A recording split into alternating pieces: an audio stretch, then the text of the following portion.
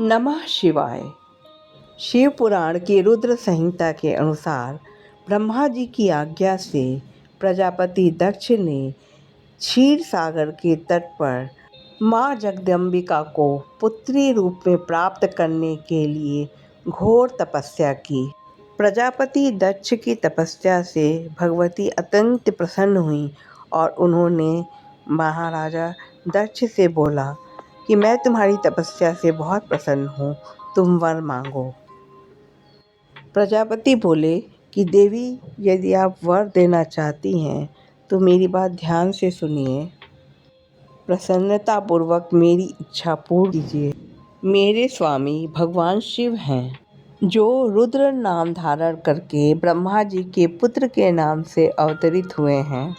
वे परमात्मा भगवान शिव के पूर्ण अवतार हैं, परंतु उनका कोई अवतार नहीं हुआ। देवी, यही मेरे लिए वर है कि आप मेरी पुत्री होकर महादेव जी की पत्नी हो जाइए। इसी में संपूर्ण जगत का कल्याण है। प्रजापति दक्ष ने कहा, देवी, मैं ब्रह्मा, विष्णु और शिव में से ब्रह्मा जी की प्रेरणा से मैं यहाँ आया हूँ। प्रजापति दक्ष की बात सुन करके जगदम्बा शिवा हंस पड़ी और मन ही मन शिव जी का स्मरण करके बोली, प्रजापति दक्ष, तुम उत्तम बात सुनो। तुम्हारी भक्ति से मैं अत्यंत प्रसन्न हूँ और तुम्हारी मनोकामना पूरी होगी।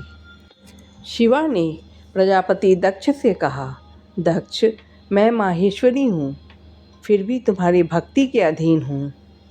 तुम्हारी पत्नी के गर्भ से मैं पुत्री के रूप में जन्म लूँगी और इसमें कोई शक नहीं है कि मैं घोर तपस्या करके ऐसा प्रयत्न करूँगी जिससे महादेव जी का वर पाकर उनकी पत्नी हो जाऊँ।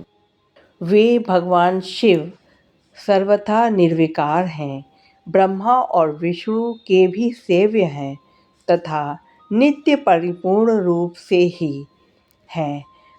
मैं सदा उनकी प्रिया हूँ। प्रत्येक जन्म में वे ही नाना रूपी धारी शंभु ही मेरे स्वामी होते हैं। भगवान शिव अपने दिए हुए वर के प्रभाव से ब्रह्मा जी की भ्रुकुटी से रुद्र रूप में अवतीर्ण हुए हैं। मैं भी उनके वर से उनकी आज्ञा के अनुसार अवतार लूँगी। देवी शिवा ने शिव का ध्यान करते हुए प्रजापति दक्ष से फिर कहा, प्रजापति, मेरा एक प्रण है, उसको सदा तुमको अपने मन में रखना चाहिए। उसको हमेशा तुम सत्य समझना, कभी असत्य नहीं समझना। यदि कभी मेरे प्रति तुम्हारा आदर घट जाएगा, तब उसी समय मैं अपने शरीर को त्याग दूंगी, अपने स्वरूप में लीन हो जाऊंगी या दूसरा शरीर धारण कर लूंगी।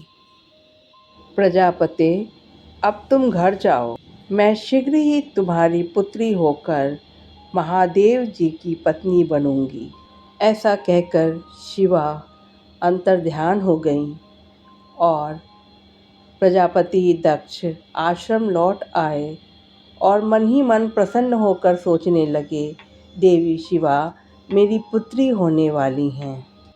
हर हर महादेव।